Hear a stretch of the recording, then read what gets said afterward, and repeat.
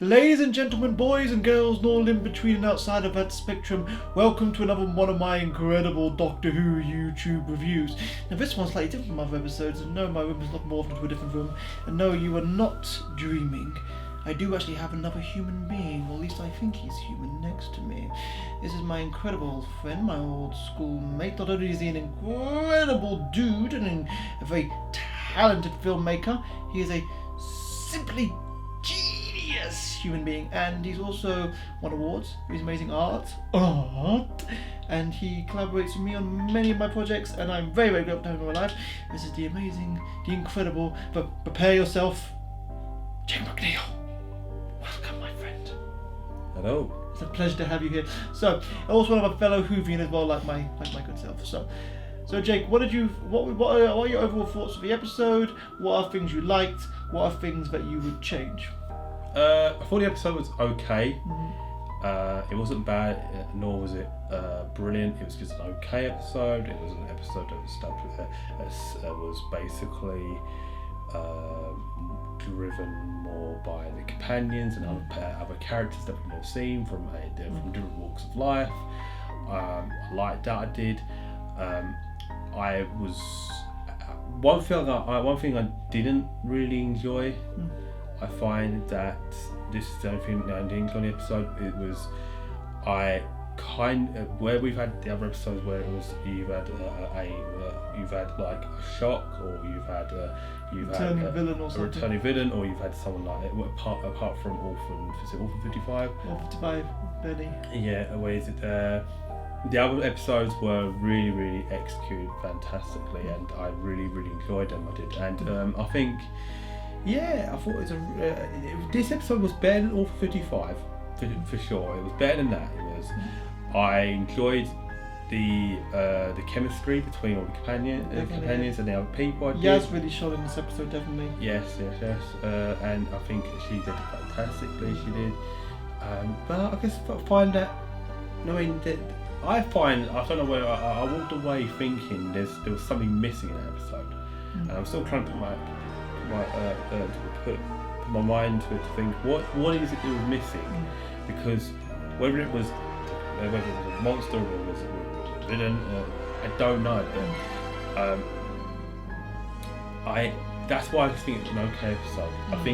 I think because we're expecting, because of what we saw last week's episode. We're all expecting returning characters. I think everybody saw that it was it's set underneath the water, the ocean, the sea, so it must be the Sea Devils or the Silurians or... That's the thing with this series Doctor Who. I think this series Doctor Who has been more focused on the more of reality, things that are happening in the real world, things that are affecting the real world, and it's using a lot of those stuff and putting those ideas into the series without like sitting and go, this is that. I mean, like thrown in your face kind of thing. It's basically it's kind of like giving you kind of like a hint kind of idea.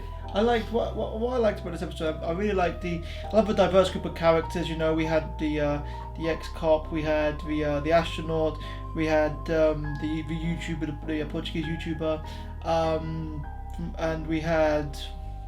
We had a very nice, diverse cast of guest stars in this, which I thought were really, really good.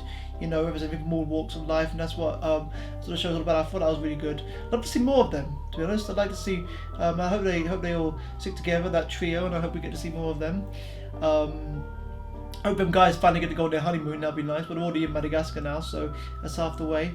Also, I think again, like all of Orphan 55, the message is is recycle, and. But I don't think it was throwing it in your face. I think it was kind of giving you an idea. I think that is a good thing about what this series has been about. I mean, it's not throwing it in your face kind of thing, like, oh, this is a doctor. This is who she is. This is that other doctor from last week's episode. This is a doctor. This is who she is. Not kind of, no, it's giving you teasers in a way, and also making you think as well. It's very much like that series. 10 episodes of making you think of what is going to happen next week, or that kind of stuff. I think sometimes I think that is why I found myself just thinking it's okay. So now, don't get me wrong. I think the story was fine. It was. I think the chemistry, as you said, with all the other people were really good. Yeah, maybe as I said, maybe it's just one of those things. Do you reckon you were spoiled from you reckon you've been spoiled by big twists and all that stuff? You was expecting a twist in this episode. I think a lot of people will go away thinking exactly what I have. I think a lot of people will go away thinking they really liked it. I think a lot of people might not like it. I think people might think it might be a thing. I think that's the one thing with Doctor Who. I think is that this series it's been very much a roller coaster ride, because you're not expecting, because there's not much information of what the next episode's going to be like. Now, the next time trailers are like they're a lot shorter now. They'll give like a few clips of each character. We saw like in the next. That's what you want. You don't want people to think. I find that it makes you think what's going to be next week. I think that's what a lot of people are saying. We were going, the Sea Devil will come back, and that kind of stuff. And because the Sea Devils haven't come back, I think a lot of people might go, well, I don't know.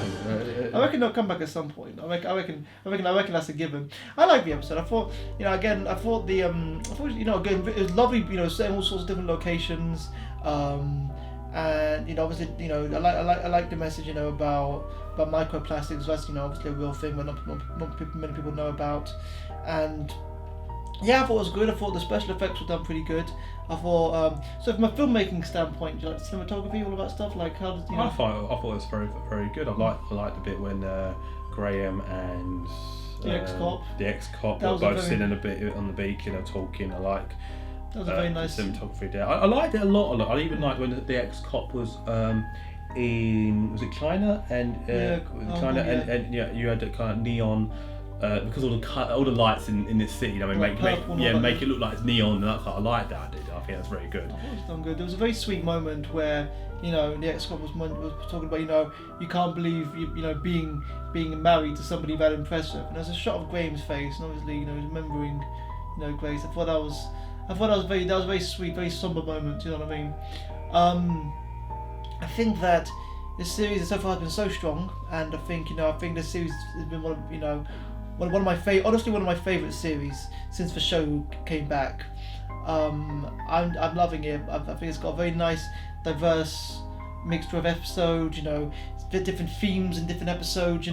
We have episodes which harken very deep into Who lore. We have new mysteries. We have episodes which it's a lot more of its own thing, like this one was. And I think this is what Doctor Who is all about. It's that every episode is very different from its predecessor. And I think that is where Doctor Who is at strongest, always consistently changing and always being on top of the ball. What do you reckon? I think with Doctor Who is every season. I think the first season of Jodie Whittaker's season was very much an introduction series to who the Doctor was. It was very much about a new character. As usually every Doctor's first series is always this one is now you've established who she is. It's now time to, and you've now established the companions who have now. Let's see where we can take it further. Yeah. And I think that's what they're doing with it. I think they're testing the emotions. I think Yaz is she was very disappointed that she didn't find a planet today. I think it's showing you the chemistry, the differences between all the companions. I mean, that you can tell that Yaz was very disappointed by not going to find an alien planet, and maybe there is some kind of disappointment in herself. Maybe it's some kind of jealousy, maybe, or maybe it's some kind of you're seeing a lot more of these companions, and you're seeing everyone develop now.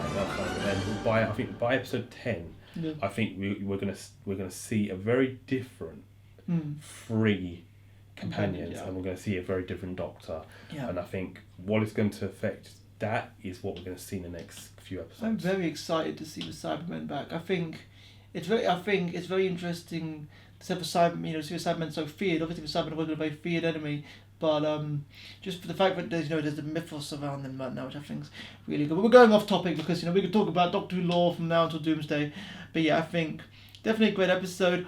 always great to watch with a fellow Whovian. And yeah, we're going to go back to playing Luigi's Mansion and finish that game. Anyway, guys, stay beautiful, stay wonderful, stay you. Try and reduce your plastic usage. Take care, guys. Peace.